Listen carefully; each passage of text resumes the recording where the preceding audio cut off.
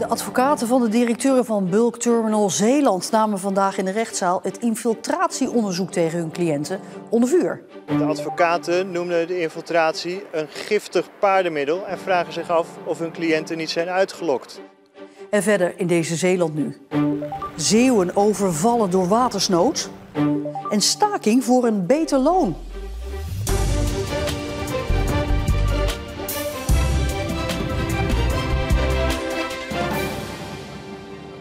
Goedenavond. De advocaten van de directeuren van Bulk Terminal Zeeland zetten grote vraagtekens bij het infiltratietraject dat geleid heeft tot de arrestatie van hun cliënten.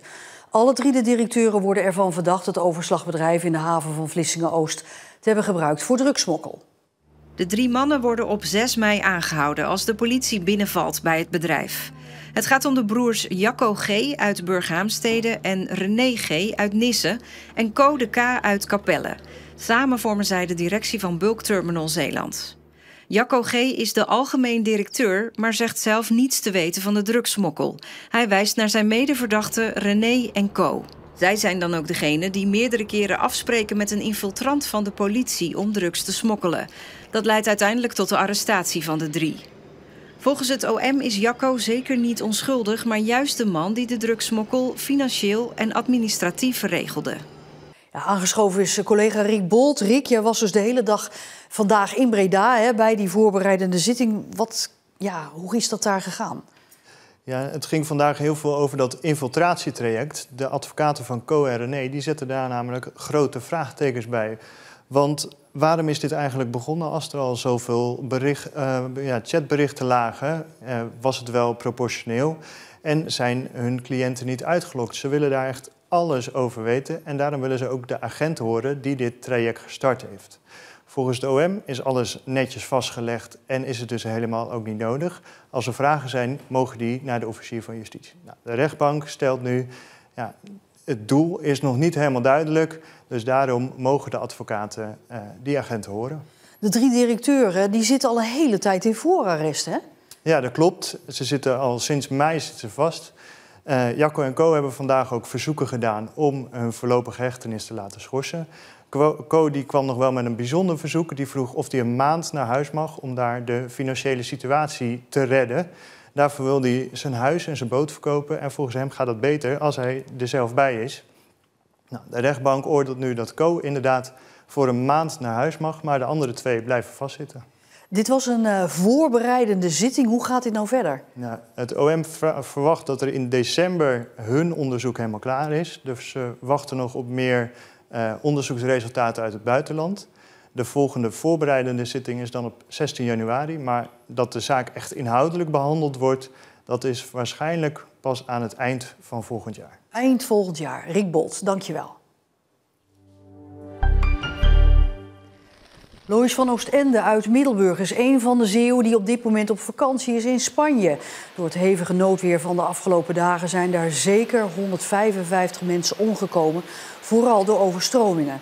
Lois verblijft zelf in de buurt van Malaga in Spanje, waar ze ook daar het noodweer van de afgelopen dagen meemaakte.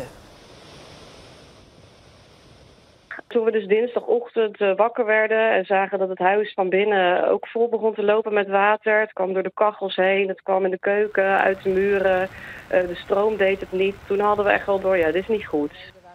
We waren vooral eigenlijk angstig toen we een aantal mensen spraken die beneden in het dorp wonen. Wij zitten hier zelf wat hoger op een berg. Dus hier, het stroomt wel naar binnen, maar het stroomt natuurlijk ook verder naar beneden. Maar de mensen die wat lager in het dorp wonen, die waren echt heel erg in paniek toen we ze aan de lijn hadden. Die gaven ook aan, jullie gaan daar dagen vastzitten, je gaat daar niet weg kunnen. De bruggen gaan het misschien niet houden, die gaan misschien instorten. Ja, toen we al die verhalen hoorden, toen waren we wel even in paniek, ja. In de duinen bij Burghaamstede is gistermiddag een lichaam gevonden. De politie doet onderzoek naar de identiteit van de doden en naar de doodsoorzaak. Er wordt daarbij samengewerkt met de recherche in Den Haag. Waarom dat is nog onduidelijk. Bij het onderzoek zijn ook een helikopter en een drone ingezet. Voedselbanken in Zeeland zien de armoedecijfers in de provincie groeien. Maar hun klantenbestand groeit niet mee of niet even hard. Ze maken zich zorgen. Het heeft zo'n impact op iemands leven als je heel weinig te besteden hebt. En je bent constant bezig de hele dag van hoe kom ik rond. Op dit moment hebben we zo'n 600 monden die we voeden. Maar de armoedecijfers geven een heel ander beeld. Dat er in feite wat wij hebben een topje van de ijsberg is. Er zijn allerlei redenen waarom mensen de weg naar de voedselbank niet weten te vinden. Schaamte speelt nog steeds een rol, maar het kan ook zijn dat ze een verkeerd beeld van de voedselbank hebben. Dat ze denken dat producten als deze over de datum zijn. Het kan ook zijn dat ze al geholpen worden door anderen, dus familie en vrienden.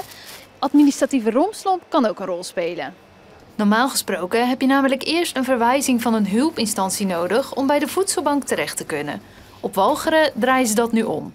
Mensen die denken van wij willen wel in aanmerking komen voor hulp, die kunnen rechtstreeks bij de voedselbank binnenstappen. En dan gaan wij ze minstens 4 weken helpen met eten en drinken. Maar in die tussentijd gaan we ook kijken bij welke organisatie zou jij nog meer hulp kunnen krijgen.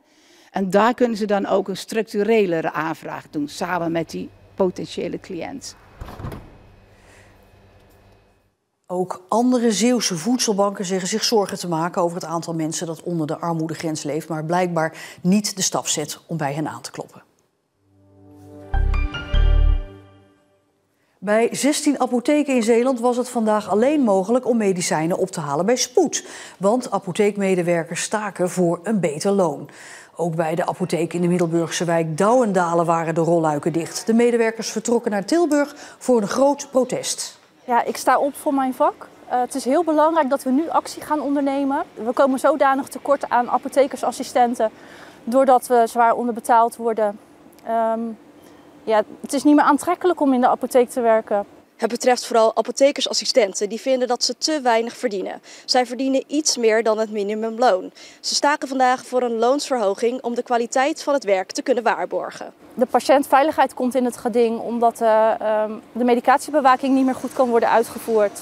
Ja, wij controleren artsen, dus het is echt een heel erg verantwoordelijk beroep. Als wij die artsen niet controleren, dan kunnen er echt fouten ontstaan. Die wil je liever niet hebben. Als er voor 12 november geen CAO-akkoord is, komt er een landelijke actiedag voor apotheekmedewerkers in heel Nederland dus. Een auto is vanmiddag in de Zangvogelstraat in Heinkensand achteruit tegen een gevel gereden. Zowel de auto als de gevel raakten daarbij zwaar beschadigd. De automobiliste reed volgens een getuige eerst tegen een elektriciteitskastje, reed vervolgens over een tuinhek door de voortuin tegen de voorgevel van het vrijstaande huis. Er is niemand gewond geraakt. De afgelopen 2 jaar was Marieke Mullaert de snelste vrouw in de Zeeuwse crosscompetitie. Komend weekend gaat de atleet uit IJsendijke daarom als favoriet van start in het nieuwe seizoen. In het hardloopcircuit en in Zeeuws-Vlaanderen staat Mullaert ook wel bekend als de rennende dierenarts.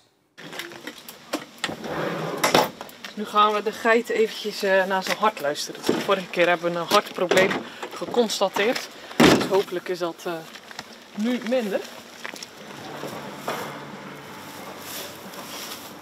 En? Goed nieuws. Serieus, ja. Dat is iets wat ik al van jongs af aan graag wilde. Ik voel me gewoon heel prettig bij dieren in de buurt. Dus dat is al een droom van kinds af aan. En dus loopt Mullaert nu alweer 12,5 jaar de Zeeuws-Vlaamse boerderijen af. Wij willen absoluut geen dierziekte overbrengen.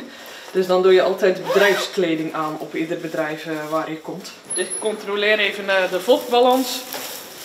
En dan gaan we het hart nog even controleren. Sommige visites zijn al gepland. En dan komt daar tussendoor komen spoedgevallen. En dan moet je uiteindelijk toch nog in één keer soms je werk onderbreken en naar een spoedgeval. Je weet ook nooit hoe lang het duurt. De ene dag is heel erg druk. En je hebt ook dagen dat het wel minder druk is. In haar dienstauto heeft Mullaert dan ook bijna altijd een setje hardloopkleren liggen. Zodat, wanneer er tijd voor is, ze meteen even kan trainen. Als ik dienst heb, dan zet ik wel eens mijn auto aan de kant van de weg. En bedenk ik een blokje van een paar kilometer. Zodat ik altijd snel weer de auto in kan springen, indien nodig. Met resultaat, want de afgelopen 2 jaar was Mullaert de beste in de Zeeuwse crosscompetitie. Op de cross, een aparte discipline bij het hardlopen, werd de IJsendijkse snel verliefd. De mooie natuur waar je in loopt, het onregelmatige terrein, op, af, korte bochtjes, blubber. Dat vind ik gewoon heel erg leuk. Ja! Dit is positief nieuws. Kijk, als het dan drachtig is, dan zie je het ook meteen.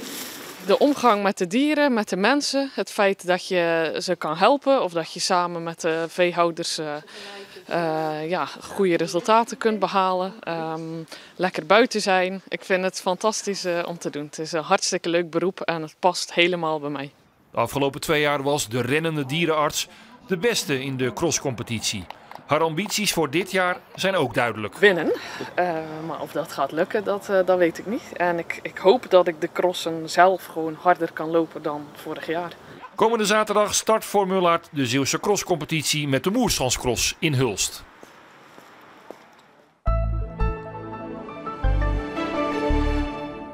Het was een bewolkte dag, maar af en toe kwam ook de zon tevoorschijn. Met 14, 15 graden is het nog steeds zacht voor de tijd van het jaar. Het blijft de komende dagen droog, maar de temperatuur die begint wel te zakken, zeker 's nachts. En tot zover deze Zeeland Nu. Nog een hele fijne avond en graag tot morgen.